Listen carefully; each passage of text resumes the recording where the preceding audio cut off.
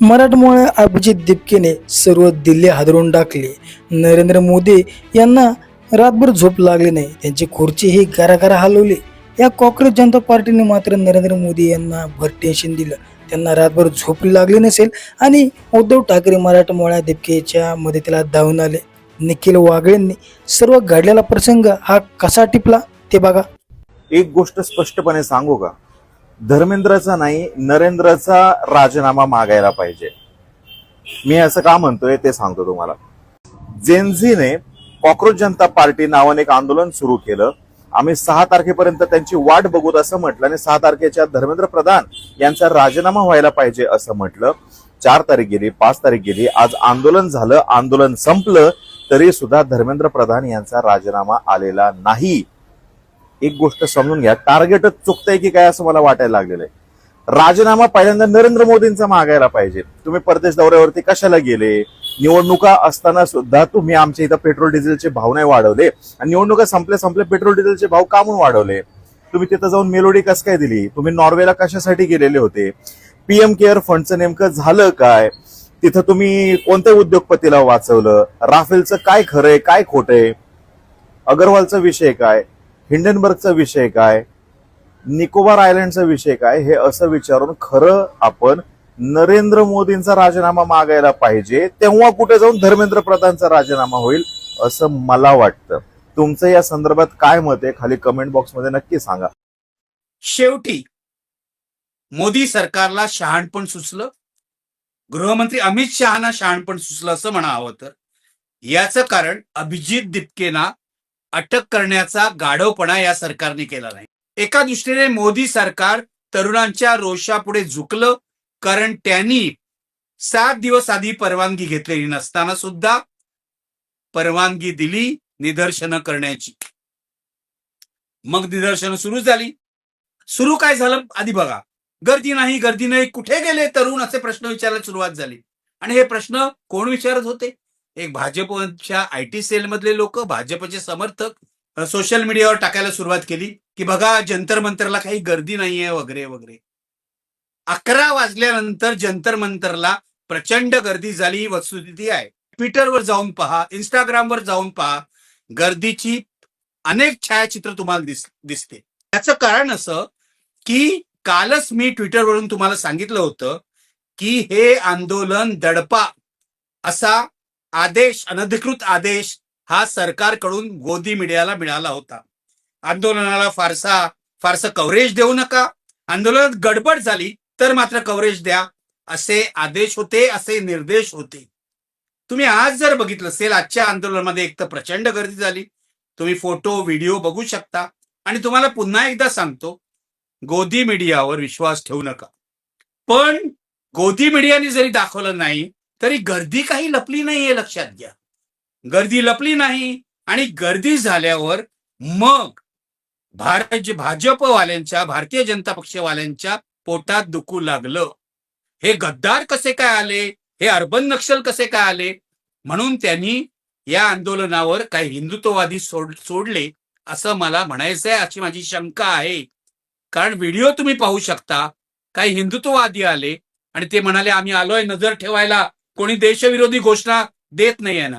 अरे हे हिंदुत्ववादीच मुळात देशाचे शत्रू आहेत, हे लक्षात ठेवा. देशाचे दुश्मन. तर हे देशाचे दुश्मन आले आणि तिथल्या तरुणांनी, जे तरुण जमले होते, धर्मेंद्र प्रधान शिक्षण मंत्री यांचा राजीनामा मागण्यासाठी, त्यांनी त्यांना पळवून लावलं, अक्षरशः पळवून लावलं. म्हणजे हे आंदोलन जे आहे कॉक्रोच जनता पार्टीचं, ते मोडण्यासाठी लोक तिथे आले होते. त्याचा व्हिडिओ उपलब्ध होता. हे मी काल म्हटलं होतं, काही लोक गोंधळ घालण्याचा प्रयत्न करतील, हिंसा पसरवण्याचा प्रयत्न करतील. पण आज या तरुण मुलांनी हे काहीही घडू दिलं नाही. दिवसभर बाबासाहेबांनी सांगितलेल्या मार्गाचा वापर या तरुण मुलांनी केला. माझ्या मते आंदोलनाचं हे मोठं यश आहे. गर्दी तर जमलीच, गर्दीने जोरदार घोषणाही दिल्या, पण आंदोलनाचं सगळ्यात मोठं यश हे आहे की आंदोलन मोडण्यासाठी इथे धर्मांध लोक आले तरी तरुणांनी आपली माथी भडकू दिली नाहीत. आज दिवसभराच्या आंदोलनाने काय झालं? त्यांनी आपला राग सरकार विरोधी आहे हे स्पष्टपणे सांगितलं. शिक्षण मंत्र्यांचा राजीनामा मागितला. शिक्षण मंत्र्यांचा राजीनामा ताबडतोबीने होईल असं मलाही वाटलं नव्हतं, तुम्हालाही वाटलं नव्हतं. सगळ्यांना माहिती आहे नरेंद्र मोदी हे अत्यंत निबर कातडीचे आहेत. गेंड्याच्या कातडीचे हा शब्द मी वापरत नाही, कारण मला उगाच गेंड्यावर अन्याय करायचा नाही. अत्यंत निबर कातडीचे आहेत आणि ते अशा प्रकारे आपल्या मंत्र्याचा राजीनामा घेणार नाहीत. आता आंदोलन संध्याकाळी संपवताना अभिजित दिपके यांनी सांगितलेलं आहे, आज संध्याकाळी 5 वाजेपर्यंत जर मंत्र्याचा राजीनामा मिळाला नाही तर आणखीन आम्ही तुम्हाला 7 दिवसांची मुदत देतो, नाहीतर 7 दिवसानंतर हे आंदोलन देशव्यापी होईल. देशातल्या प्रत्येक राज्यात हे आंदोलन केलं जाईल असं त्यांनी सांगितलेलं आहे. माझ्या मते हे स्वागतार्ह आहे. याचं कारण अनेक तरुणांनी आत्महत्या केलेल्या आहेत. अनेकांची नावं 7, 8, 10 तरुणांची नावं आत्महत्या केलेल्या तिथे वाचून दाखवण्यात आली. त्यावेळेला प्रचंड टाळ्यांचा कडकडाट झाला आणि चीड व्यक्त केली अनेकांनी. ही तरुण पिढी तुमच्यापेक्षा जास्त उच्च शिक्षित आहे. मोदी सरकारमधल्या मंत्र्यांपेक्षा आणि मोदींपेक्षा सुद्धा उच्च शिक्षित आहे. तिला स्वतःचा मार्ग शोधता येतो. ती सोशल मीडिया वापरणार, त्यांच्या हातामध्ये मोबाईल नावाचं शस्त्र आहे ते वापरणार आणि पुढे जाणार. या आंदोलनामध्ये जे लोक सामील झाले, शिवसेना उद्धव ठाकरेंची आणि मनसे यांनी सुद्धा पाठिंबा दिला. भाजप आणि काँग्रेस सोडून सगळे सामील होते. एका मराठी अँकरला तर या मुलांनी अशी सणसणीत उत्तर दिली की या अँकरची पळता भुई थोडी झाली.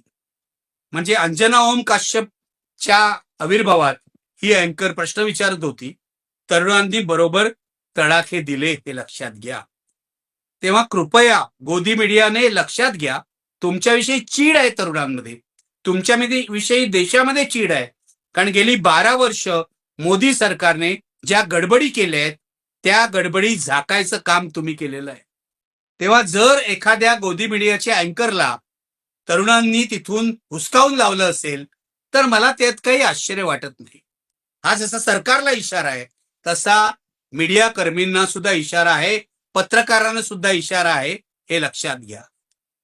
माझं इतकंच म्हणणं आहे की या मुलांना संधी द्या. ही मुले यशस्वी होतात, सरकार घालवतात, मंत्र्यांचा राजीनामा घेतात, काय करतात आपल्याला काही माहित नाहीये. आजचा पहिला कार्यक्रम 100% यशस्वी झालाय, हे माझा शब्द आहे. बघा तुम्ही फोटो आणि तुम्ही निर्णय घ्या. जंतर मंतरवर आजपर्यंत झालेली आंदोलनं ज्यांनी ज्यांनी पाहिली त्या तुलनेमध्ये हे आंदोलन यशस्वी होतं की नाही हे सांगा. माझ्या मते ते 100% यशस्वी होतं, उत्स्फूर्त होतं. आंदोलन मोडायचा प्रयत्न झाला तरी ते मोडलं गेलं नाही, हे त्याचं मोठं. मी तुम्हाला सांगतो, 12 वर्ष या देशाचं वाटोळं करणारं हे जे सरकार आहे, मोदींचं सरकार, हे गेलं पाहिजे. हे सरकार जायला पाहिजे. नालायक शिक्षण मंत्री जायला पाहिजेत आणि जे कोणी नादान आहेत, ज्यांनी जनतेची फसवणूक केली आहे, ते सगळे लोक जायला पाहिजेत.